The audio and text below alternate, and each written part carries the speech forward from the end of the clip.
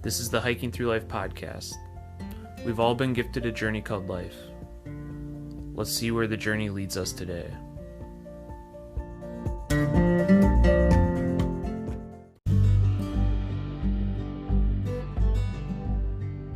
Welcome to the Hiking Through Life podcast, where we talk with people who in some way, shape, or form have been influenced by the outdoors.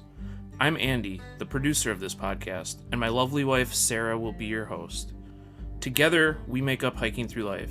This podcast is all about bringing all kinds of people who are inspired by the outdoors and sharing their stories. We hope that by sharing people's stories, it inspires others to get out and live a more meaningful life.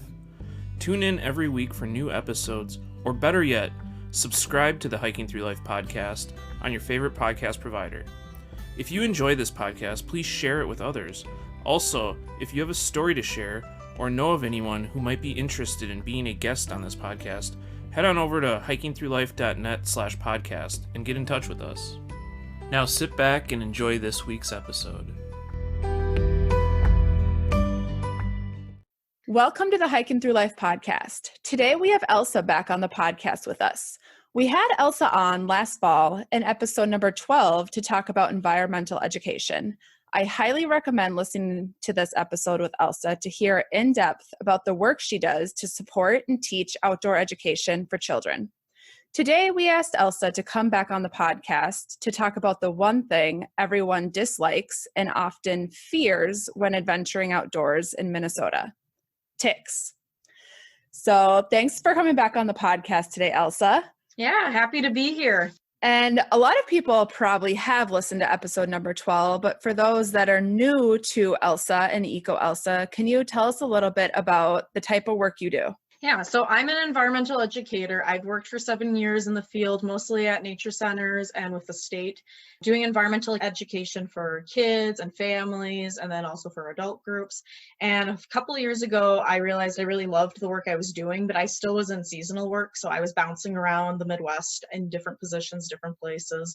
And I finally wanted to just put down roots. So I moved back to the Twin Cities and I started my own environmental education business. Actually, first it got started as a YouTube channel and blog.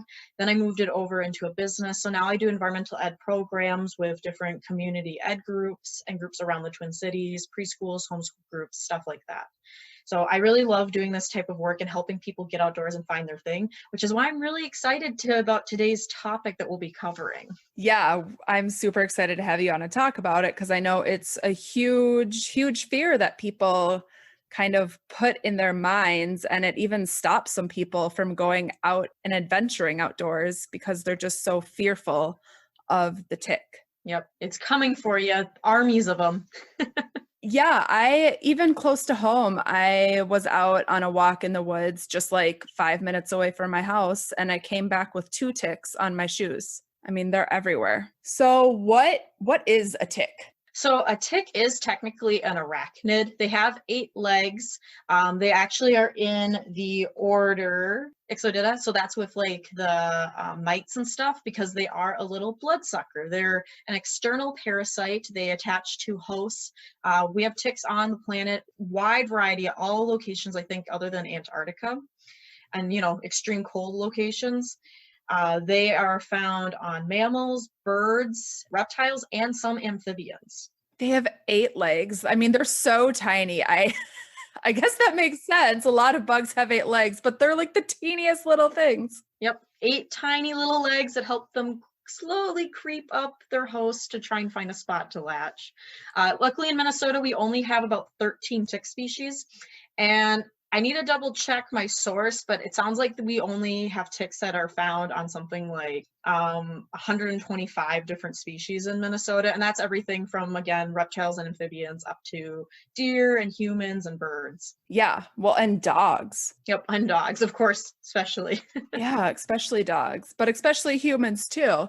So why are ticks bad for humans? They're blood sucking, but why is that a fear for us? So the reason why most people are afraid of ticks is because they are what's called a vector for a disease. So what it means is they are the little transport hub that transports diseases and blood from one animal to another. So the 3 ticks in Minnesota that we are most known for causing diseases in humans are the deer tick, of course, also called the black-legged tick, the wood tick, otherwise known as the American dog tick, and our newcomer, the Lone Star tick. And so these 3 ticks account for the vast majority of vector-borne diseases based on ticks in Minnesota. Humans do occasionally come across other tick species, but it's only when you come across, say, an animal you normally wouldn't be touching and you get one of its ticks on you. Very, very rare. Even the Lone Star tick is super rare in Minnesota right now.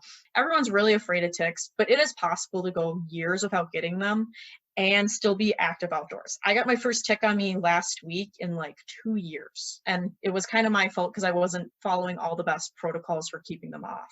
So we can go more about that later too. But these 3 tick species account for quite a few diseases here in Minnesota.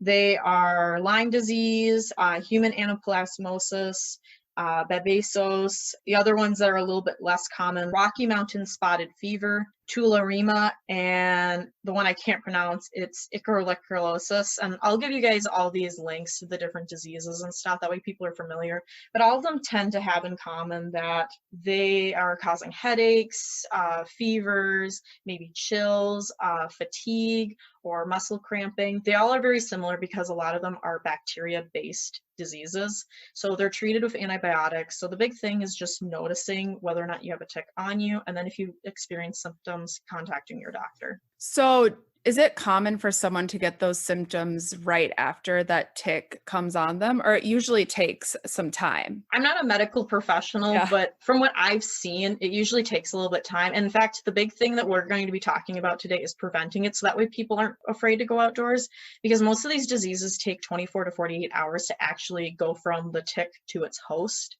So if you can find the tick in the first hour after you've been hiking, there's a really good chance you've cut down your chances of actually getting a disease. But it's just good to keep aware of this possible symptoms and to talk to your doctor. Yeah. And like prevention is huge in checking yourself. I mean, I know every time Andy and I go out adventuring, we kind of do a tick check before we get in the car, before we get in our tent, just so we're not transferring them from one place to another. And it's easy to like flick those little buggers off you, but it's just the process of looking for them.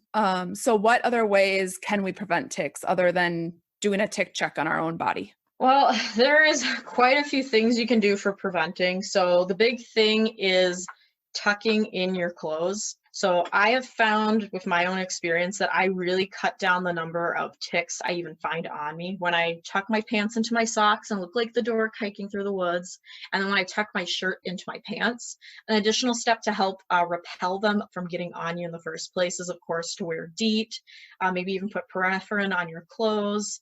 As well as I had, I can't remember who it was, but one of the facilities I worked at, there was a guy who would put the dog tick collars on his ankles when he was hiking. That way he wasn't wearing a lot of DEET or permethrin. And that seemed to work for him, but he also was still tucking in his pants and his shirt. Yeah, the tucking in thing, that we always do that too. And as dorky as it looks, it really is helpful. Yeah, so last week I was helping my parents remove buckthorn. I was wearing pants and a shirt, and it was really, really hot. I had everything tucked in, and at some point while I was pulling buckthorn, I untucked my shirt, and I'm pretty sure that's when the tick got on me, since I found it on my abdomen. And I was like, ah, I had a great streak going though. I had 2 years without a single tick. Yeah. And how about with working with kids? Have you ever, when you've been out on your nature programs with kids, have you ever had ticks come onto a large group of children? Not that I've noticed, but usually most people find them when they get home, because ticks don't want to be out in the exposed. They're not going to really latch onto like your arm out in the open. They want to find a warm, dark place on your body. So that's going to be usually under clothes, maybe around your armpit, behind your ear. So that's why usually we don't experience them when we're on hikes with kids. Maybe a kid will see one crawling on another kid, and then you have to deal with the fun freak out of, hey, it's a tick. It's not going to kill us. We just got to remove it and flick it away. Goodbye, tick. So usually it's mostly telling parents at the end of a hike, like, hey, we were hiking in the woods today. We tried to stay on the trail, but make sure you check your kid for ticks when you get home. You know, don't wait until tomorrow. Do it as soon as you get home. Yeah, exactly. And I mean, you can stay on the trail, and that's obviously the safest choice to do to be staying on the trail, but are there areas outdoors where ticks are going to be more prevalent than others? Yeah, so especially in May and September, you're going to have a lot more ticks along deer paths, along long grass, along the edge of trails, and on the edge of the forest. They're in these locations because ticks, like many other parasites, use smell as one of the ways to find their host. So they're going to be camping on these spots where they know there's a lot of traffic because there's a lot of carbon dioxide, there's a lot of smells, sweat, and they're going to be camping out there to try and latch onto something as it brushes by. So May and September especially is a good point to make sure you're avoiding deer trails. And so when I'm saying a deer trail, I'm saying like an actual like deer trail, those narrow, windy, little tiny trails that a lot of deer and animal species will be using, because there's likely to be ticks that are laying in wait to pick up whoever walks by. I mean, if you are super, super worried about ticks, it does make things like backpacking harder. But like I said, as long as you are tucking everything in, the tick's not going to be able to get on you until it gets higher up on your body. Something I also forgot to mention is I have super long hair. Like I have over 2 feet long of hair. When I go outdoors hiking, my hair is usually in a braid or a bun or a ponytail, whatever I can do so that my hair isn't laying down for all the ticks to use it like Rapunzel to climb up to my head. Like Rapunzel. Yes. Well, because that's what they do. There's a common myth from a lot of people that ticks are laying in wait above trees to jump down onto you. And I'm pretty sure that's been disproven quite a few times. But, you know, once again, to say it, ticks are not jumping out of trees onto you. They might climb up higher up on a branch, a low-lying tree, or grasses. But most tick hosts are things like deer, rats, bunnies, things that are lower to the ground. So it doesn't do them any benefit to do aerial pursuit and jump out of the tree to come and get you. So, I mean, having long hair, you should just take precautions to put it back. But is there parts of your body that you might find a tick to be more likely than another? Like, is it more likely they're going to latch to my leg versus my arm? Ticks don't want to do a lot of work. They don't want to get behind your ear. They get behind your ear because it's a good spot. They want to latch on lower on your body as possible.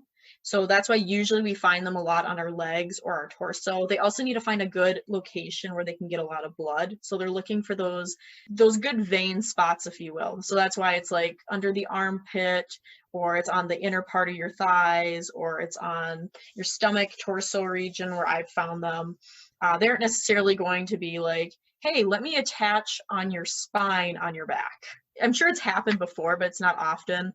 Unfortunately, especially for a lot of gentlemen, they seem to like the crotch region. So that's why tucking your pants in is a very good thing to do. Prevent and tuck your pants in. Yeah, I remember one time I saw some girls out hiking with shorts and they were in flip-flops and they did have loads of ticks around their ankles. I mean, just looking at what they were wearing was one of the clear reasons as to why they were getting all these ticks on them. They were out hiking in sandals, flip-flops. I know it's hard. It's really hot in the summer. That was probably the hardest thing to get used to when I started working for government agencies, is most of them require us to wear pants and tuck them. It gets really hot, especially July, but it's a big safety thing. That's why they do it. So either avoid trails, you know, stay on the trails that are nice and paved and wide if you're going to be wearing shorts and flip-flops and stuff. If you are really super worried about ticks, like I said, it's still very low for a lot of people getting the diseases. I'm trying to remember, I think deer ticks, it's something like 1 in 3 deer ticks carry Lyme disease, and that's for like adult deer ticks, since usually if it's a larval tick, it's not likely to have had a blood meal yet, which means it hasn't picked up Lyme disease or something else from another host yet. Those are so teeny tiny. If you've ever had one attached to you, it's likely you've never found it. Yeah. And so what should we be looking for on our bodies? Like if we are starting to get like a rash or something, what exactly does that look like? Well, if you're starting to get a rash, usually the tick is long gone by then. At least from what I've seen, my brother got Lyme disease. He actually had the bullseye when we were growing up, and they didn't notice the bullseye until the tick was already gone. He had the little itchy bite, but we figured, hey, it's a mosquito, or hey, it's a deer fly. And then I think it was maybe a few days later, the bullseye started showing up, and then we're like, oh, we need to get you to the doctor, get you some antibiotics, because it's caused by a bacteria. It's the bacteria in the skin that's causing that bullseye shape. So what you're looking for as far as like checking for ticks is you're looking for obviously like the adult ticks. Wood ticks and lone star ticks are a lot easier to see because they're larger, but deer ticks are super tiny. Like they're like top of a pinhead tiny. So you're usually looking for, hey, I didn't notice I had a freckle there before. It's also making sure you're checking, like I said, immediately after you get out of the woods. My routine in the summer when I've been out in the woods, especially if I've been off trail, is get home, get in the shower, check myself everywhere, hair, head, and then I'd have either when I was growing up, I had my parents check my back and check my hair, or now I have Andrew check my back, check my hair. And that's because even if I can see everything, I can't see on my back if all of a sudden there's a freckle I didn't notice, or in my hair. I can feel my fingers through my hair and find wood ticks or maybe even a larger deer tick. But if there's a teeny tiny little nymph tick in my hair, I'm not necessarily going to feel it. So that's why it's important to have a tick checking buddy to help you with some of that stuff. Oh yeah, totally. That's huge. Because when I have found them on myself, I haven't necessarily felt them crawling. Like it's not going to feel like a spider crawling up your arm or up your back. I say it depends on the location, because I've woken up in the middle of the night when I was in college, and this was again one of those, Elsa was at fault because I didn't check myself before bed, but I hadn't only been walking between classes on the trails. I hadn't been off excursion, and I woke up in the middle of the night to feeling something crawling on my arm, and so I flicked on my light and it was a tick. And so then I had to wake up my roommate Jessica and be like, hey, can you check my head for ticks? Please, I'm sorry, I brought the infestation into our dorm. Get them out quick. Yeah. Well, I'm sure she appreciated you waking her up in the middle of the night rather than having them disperse throughout the room. Yeah, she wasn't too happy though because I had top bunk, so they're crawling down. Yeah. So we kind of talked about like tucking your clothes in, tucking your pants into your socks, wearing permethrin. Is there any other ways that come to mind that people can be doing to prevent these nasty things? As far as like if you have your own yard maintenance type stuff, ticks do tend to like longer grasses. So if you keep the grasses near the house shorter, they'll help keep them away from that area, as well as making sure like the edges of your trail are pretty neat. If you have trails, trying to keep that long grass from hanging down over the edges of the trail. But honestly, the big one for like keeping them out of your yard is not having deer. So don't feed deer in your yard if you don't want to bring ticks. Not all deer carry ticks. That's also a common myth, is if you have deer, you have deer ticks. Not all deer have them, but keeping the deer out of your yard is a good way of keeping the ticks out of your yard as well.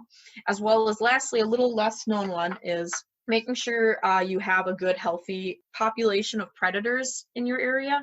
So this means owls, this means snakes, this means turkeys, because all of these animals are either feeding directly on ticks or they're feeding on animals that carry the young larval nymph stages of ticks, which if those get eaten, then they aren't going to have as many adults in your area. Healthy population control. So this doesn't mean using rodenticide. It means, hey, there's a dead tree over there kind of hauled out. Let's leave that for the owls to enjoy so that they eat the mice for us. And hey, there's a big rat eating snake in the yard. Maybe it's a bull snake, maybe it's a fox snake. Let's leave it alone. Let it be a part of our yard because it's eating ticks for us. But especially things like turkeys, and then also if you wanted to get chickens, they love eating ticks. They will go through the grass, like snipping them off the grasses, because think about it. There's this little tick waving its little arms, standing on the end of a leaf or a piece of grass, trying to grab onto something as it comes by. And the chicken looks at that and goes, yummy, and eats it.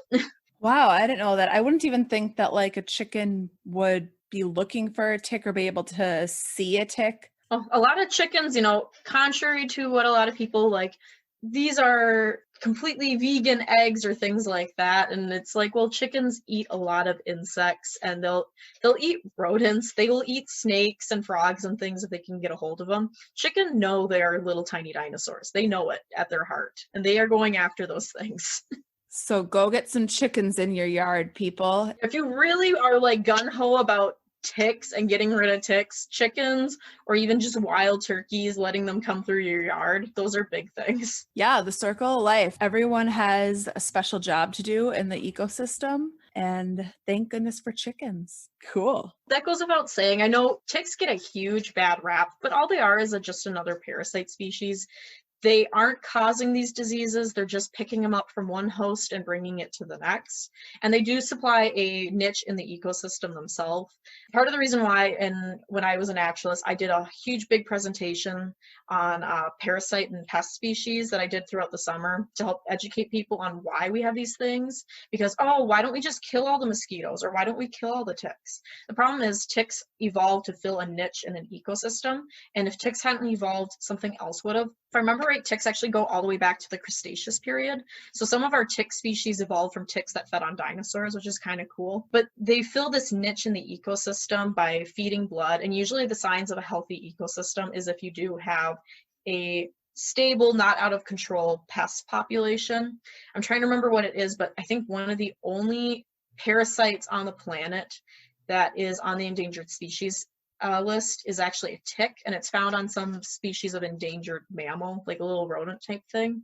I'd have to double check that, and I could send it over to you with the rest of the links, but it's kind of cool that, hey, there's a parasite that's on the endangered species list because its mammal is endangered. So just fun facts like that. But as I was talking, going back to the main point, is they fulfill this niche in the ecosystem. And the only reason why they're feeding on us for blood is because they need the blood to go through their metamorphosis life stage changes. So larval ticks come out of the egg. They need blood so that they can become a nymph tick. And a nymph tick needs blood so that it can become an adult. And then the female tick needs blood so that she has enough nutrients to lay eggs. It's what it is, people. So the ticks are here. We'll never get rid of all of them, but there are things that you can do to prevent them. And then also to make sure you properly remove them so you don't pick up the diseases from them. Yeah. And like, it just makes me wonder, like, why are they so scared of ticks? Because so many bugs do come on people. It probably is because it does carry a disease on us. But like, there's spiders, there's all these types of bugs that can be creeping and crawling on us. But it's probably because they are disease carrying that is scaring so many humans out there. Yeah, it's one of those things that's kind of ingrained, kind of like mosquitoes and spiders. It's something that crawls. It could potentially be dangerous. That's why you kind of have like an aversion from it.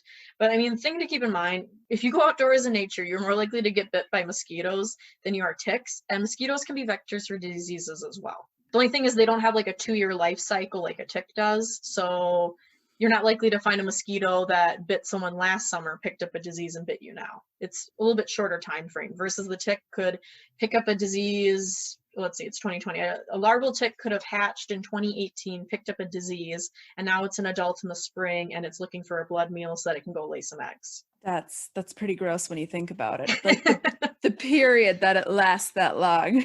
But it's not the tick's fault. It's just bacteria, pathogens live in animals' blood, and the tick needs the blood to live. So it's not like, hey, I'm going to give you a disease. Come here. Yeah, all just the circle of life. So just prevention and checking yourself, and you should be good to go out and adventure. Yeah. And then, of course, big thing is if you do find them on you is making sure you're properly taking them off. And so the very big thing from the Minnesota Health Department as well as the Minnesota DNR is making sure you properly remove them. This doesn't mean lighting them lighter. I've had people say to use like rubbing alcohol to get them to delatch. It's never worked for me.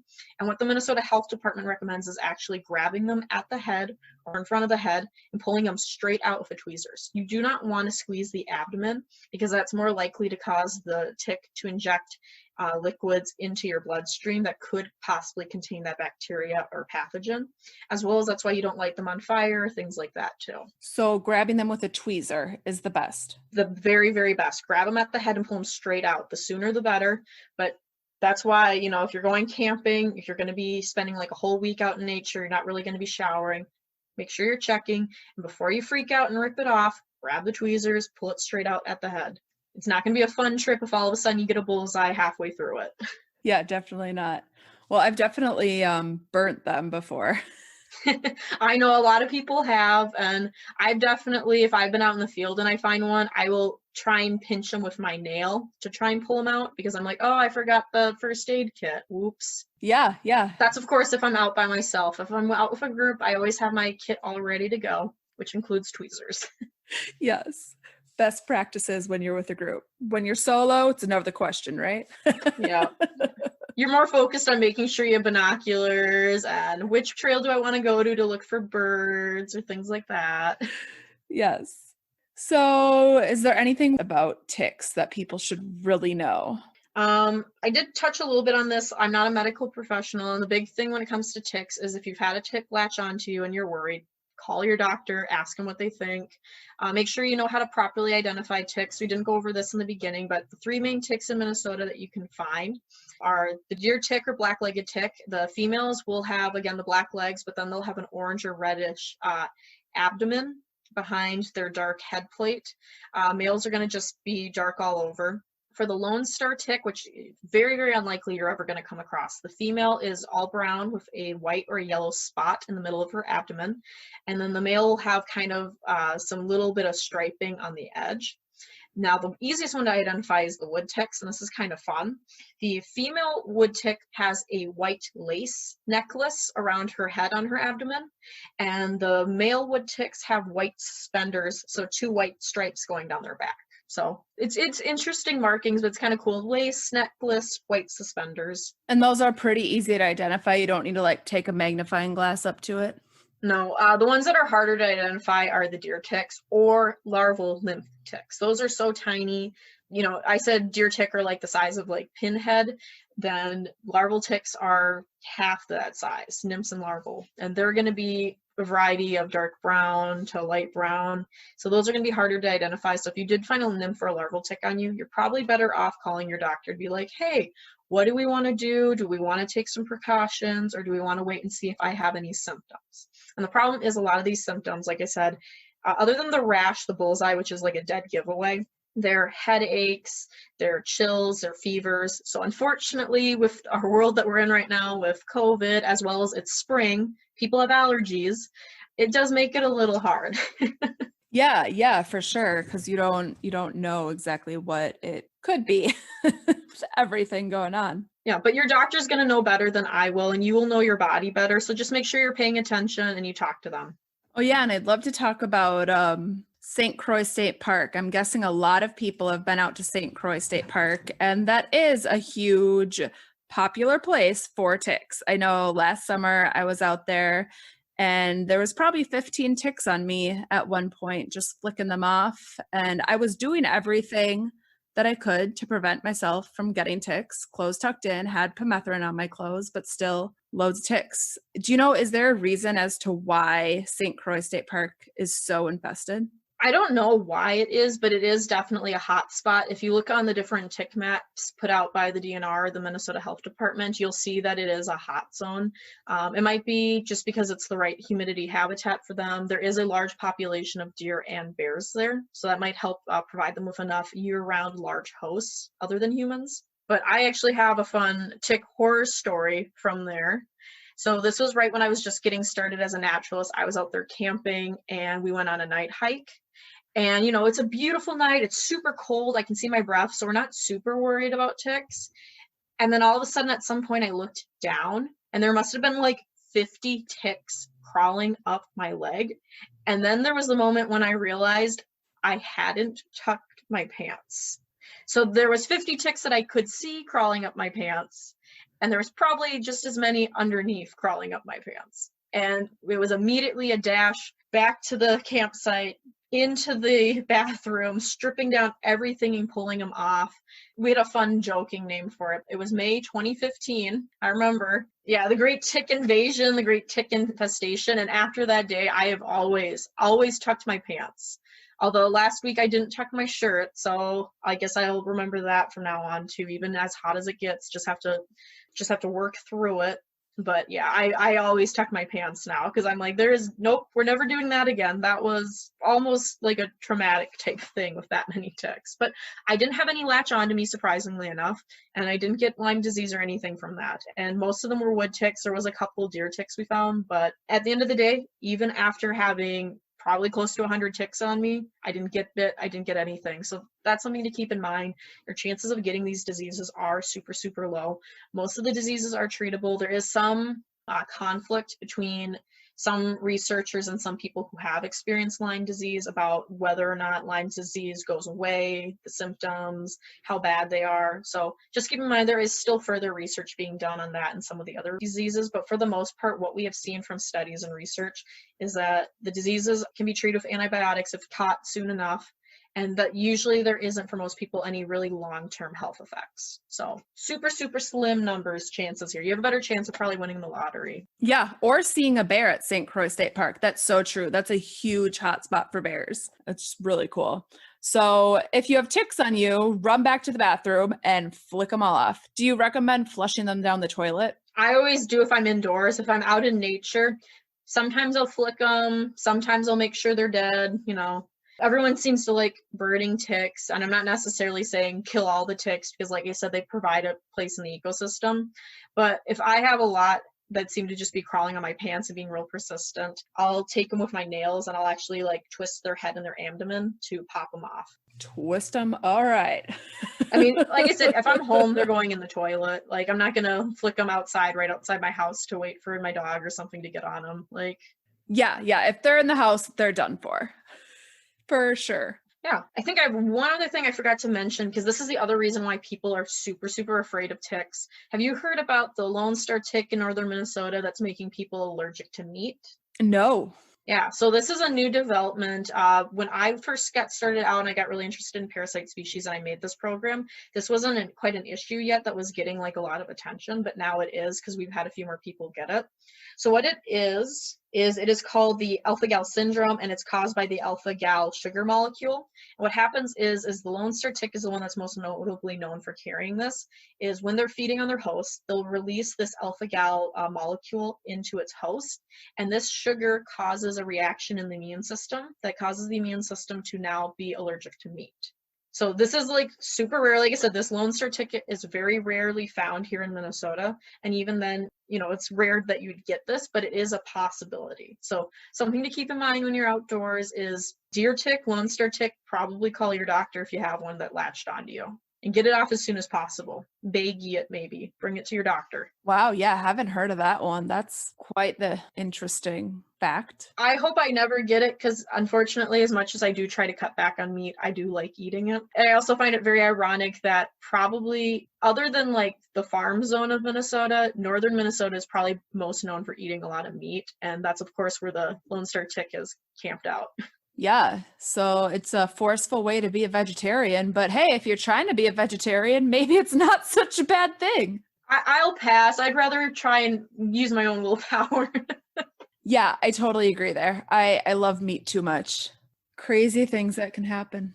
That was one of those fun facts I wanted to make sure I told you about today. But yeah, I think that pretty much sums up ticks. But if anyone has any further questions about ticks, things that they'd like to know, or maybe they're curious about leeches or mosquitoes, I have an entire program on parasites that I'm hopefully going to be doing as an online presentation soon.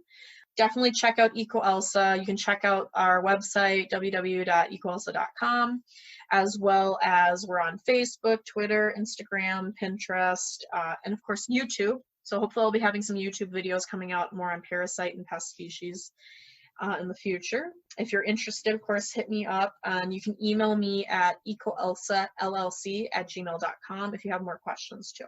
Perfect. Yeah. And I know you have been doing a handful of online stuff, especially with the pandemic our world has been navigating the past few months. What has that been like? I mean, luckily for you, a lot of your stuff was online with your YouTube videos and your website, but you were offering so many in-person classes. How has that changed for you? It's been an interesting 2 years. I've been working to get an actual like merchant account set up on my website so I can do programs through it.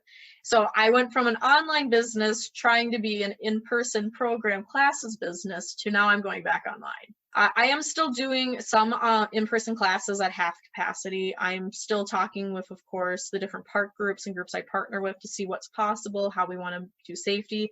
Luckily, I need to read it still. The CDC just came out with, I think it was the CDC or maybe it was the health department, just came out with best recommendations for schools and summer camps. So I'll be taking a look at all those rules and adapting EcoElsa programs to fit them. But the big thing I'm noticing and that I'm working with groups is we are, of course, cutting down the number of people in classes.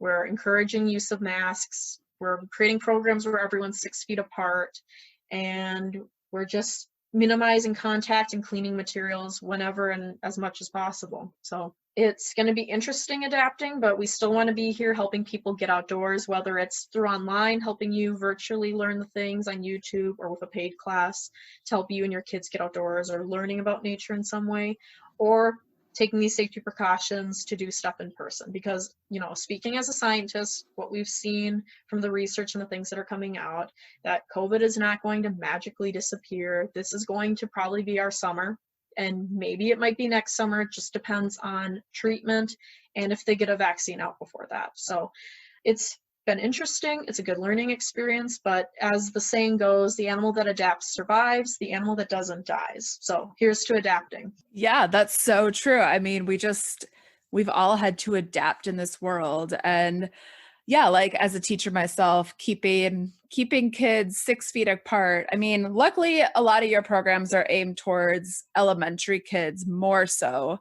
So that'll be a little easier. I can't imagine what that's going to be like for me in the fall if this is still what we're living in. Yeah. Keeping my preschoolers 6 feet apart.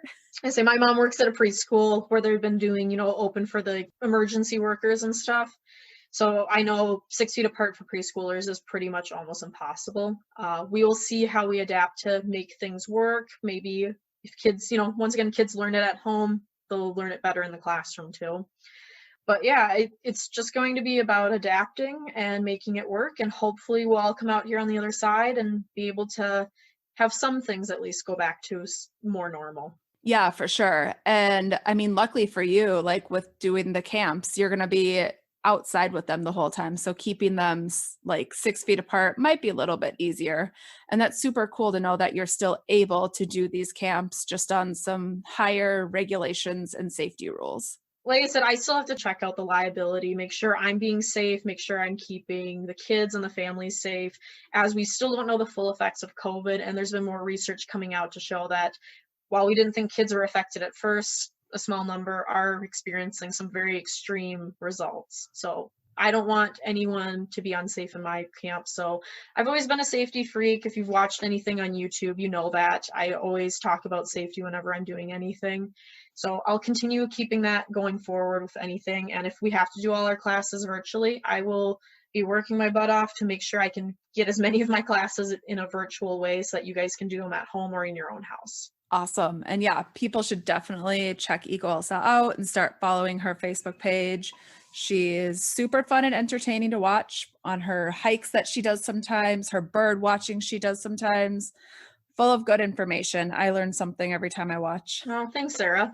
So is there anything else? Any upcoming giveaways? We just ended our big Earth Day giveaway. So if you do follow us on anything, make sure you check that out because we still have a few prizes that need to be claimed by people. Did our water bottle get claimed yet? Yep, it did get claimed. My mother-in-law is the one who won it because she was super active on Instagram. So I was like, hey, Liz, you want a water bottle? And she was watching even. I don't know if you saw that live video, but we were giving stuff away and Liz won something. And so Andrew's like, oh, we don't have to give my mom that.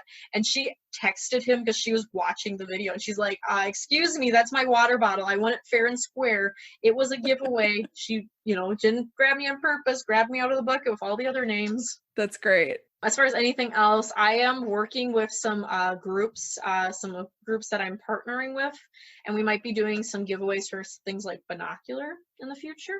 So I still am working on some of that, so keep that in mind if you want to get a new pair of binoculars that maybe you want to get in on that giveaway. So you might want to go and subscribe to EcoElsa on YouTube. But as far as that, usually summers I take giveaways off. I'll probably start doing the giveaway up again maybe in August. I'm working on a lot of art for EcoElsa. I've always been a big thing with nature art and stuff, and now I'm selling a lot of that on Etsy too, especially as we're adapting to this new world. Got to keep the business going. So if you want some really cool Minnesota or nature themed art, maybe I'm working on some Wisconsin art pieces right now, as well as I just got done with some Jane Goodall art. Make sure to head on over to the EcoElsa Etsy store and check that out. If you have any suggestions for people you'd like us to do in the future for artwork, places in Wisconsin, Minnesota, or other states, just, like I said, email us or comment on stuff like, hey, I really like that Starry Night Minnesota. Are you going to make a Starry Night Montana or California? Just let us know. We're working on it. as quickly as I can with all the other things that I'm juggling. Yeah, you got a lot going on. And when you say the art, is this like something you're doing digitally, or is it painting? What kind of art is this? Right now it's digital art. I'm hoping at some point what I'll be able to do is when my down season is more quiet in the winter, I can sell more paintings and things. But during the summer, it's my busy season, so I'm selling only digital art. And what it is I have a production partner I work with, and you can be like, hey, I really like that painting, and you order it. And I have a group that will ship it out to you as a matte print, or maybe on a mug, or maybe a sticker. So that's all set up on Etsy. So I'm doing the painting. I'm just making sure the orders are getting out in time, and my production group is doing all the printing. Awesome. So support a local artist too. Yeah, of course. And it even says that on their website, we're making art to help support people get outdoors and to help inspire you to get outdoors with all the beautiful paintings of northern lights and galaxies and stuff. But also 20% of our profits from the art store are actually going to be donated back to a nonprofit that our EcoElsa community picks at the end of the year. So we're starting that process right now. People are submitting which nonprofits they're interested in. And then we're going to have a big voting battle come August for which group do we want to have all the donations go to for this year. And so then I'll make sure to donate it to that group on Giving Tuesday in November. Try to remember when Giving Tuesday is. I think it's November. It's like before Black Friday. So we'll pick that group then, and then that means through all the holidays with whatever shopping you guys are doing, then what nonprofit all that money's going to. As well as if it does end up being a Minnesota nonprofit, we give it on Giving Tuesday. That means it gets doubled. That's a super good idea though, like giving back to, and like you are just such a good person at like planning far ahead, and like you have this like great vision for your business. You're so inspiring every time I hear you. Thanks, Sarah. That really means a lot. No, it was really important to me because even though I'm doing environmental education, I'm trying to get people outdoors, I'm trying to make the environment a better place, there is an environmental cost to making and shipping these products. And I wanted to make sure I was offsetting that cost. So I looked in and I did the math, like, okay, what is the environmental cost of, even if I'm doing eco-friendly products, I'm trying really hard to get eco-friendly t-shirts that are sustainable materials and sustainably printed. Still working on that. We haven't gotten quite the quality that we want yet. But even with a product like that, there's going to be the environmental cost of shipping those materials, of making those materials, even if they are made in a sustainable way, and then also shipping the product to the customer. Plus, if it has any kind of microfibers that get back into the environment, there's that environmental cost. So we did the math and we decided 20% is probably enough to offset the cost of these environmental things. Plus, it's now going to an environmental nonprofit. So some of the groups that we've had submitted have been the Jane Goodall Institute. Someone wants us to donate to rainforest in South America to offset deforestation there. And then another group wanted it donated to Australia for the fire relief. So we will see. Cool that they're going worldwide. They're going worldwide. So it hasn't been just Minnesota. I'm trying to remember. There was like one nature center that was submitted for Minnesota. And it wasn't one that I'm really familiar with, but I was like, hey, it's a nature center. It's a 501c3 nonprofit. It meets the criteria. If you guys want to do that, I'll send Sarah the link to that as well. And you can submit which nonprofits you'd like to see our profits of 20% go to. Yeah, that's awesome. You're keeping that in mind. I know we have shirts and ours are not environmentally friendly, but you got to pick and choose. No, and the money's still going towards a business that's focused on helping the environment. I mean, Andrew fought me on this. He's like, you should do like 10%, you should do 5%. And I'm like, but the environmental cost. And he's like, you're an environmental business that's helping people get out in nature and help the environment. I think you've offset the cost. I'm like, no. So if you ask Andrew, he'll still be grumpy about this. He really wanted it a lower number, but we're going to stick with the 20% for now. Who knows? It all depends on what the money's going towards. If the money is better for the environment being spent on EcoElsa stuff, or if it's better going to this nonprofit that's doing stuff. And right now, we're a pretty small business. We're local here in the Twin Cities. We're making an impact, helping people get outdoors here and then through our YouTube channel. But if I donate, say we have $500 of EcoElsa profit this year that goes to helping the rainforest, that could be like 500 trees planted in the rainforest, or maybe more. Like, you don't know. It could really go to a lot of great stuff that would have maybe a bigger impact, in my opinion. Well, yeah. Oh my gosh, totally. If you're planting all these trees when they're all just being knocked down over in those rainforests. Yeah. That's huge. Okay, so once again, if you guys want to get a hold of us at EcoElsa, make sure to check out our website, ecoelsa.com, as well as we're on Facebook, YouTube, Instagram, Pinterest, and Twitter. And we also run the Etsy store, so if you want to check out some nature art, check that out. It's just EcoElsa shop.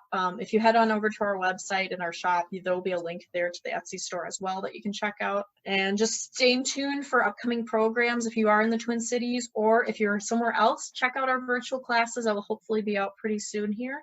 Or of course, YouTube, where you can get it all the free class type stuff. Or Facebook Live sometimes. Oh yeah, of course. We took a pause with everything that's been going on, but we will hopefully this week and next week be starting our Free Hike Friday virtual class again, since we haven't been able to do our normal in-person Free Hike Friday once a month. Yeah, those are fun to watch. Awesome. Well, thank you so much for coming on today and sharing your wealth of knowledge about ticks. And hopefully people won't be as scared to get out there. Yeah, that is the goal. I know I did talk a lot about horror stories, but what I really want to stress is I'm an outdoor person. I go out almost every single day in the summer, and I'm out in the woods. I'm off trail. I'm on deer trails. And I just got the first tick last week in 2 years. And that's all thanks to wearing DEET, the bug spray, tucking my pants, tucking my shirt, and making sure to check myself for ticks. That's really the core that you really need to do. Everything else is just extra and adds to your safety and prevention. Yeah, totally. I mean, first time in 2 years, and that's like me too. Last year I had them at St. Croix State Park, but it's really not all that often as a lot of people make it out to sound. And if they bug you, just avoid the peak time, May and September. Awesome. Thanks so much, Elsa. Yeah, of course.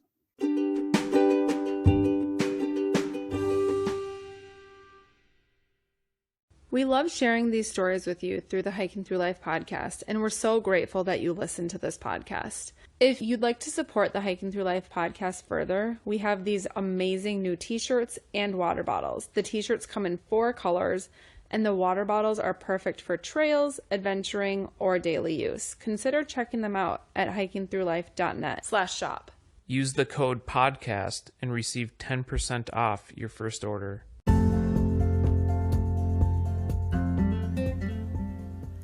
You've been listening to the Hiking Through Life podcast. Peace, love, and hike through life.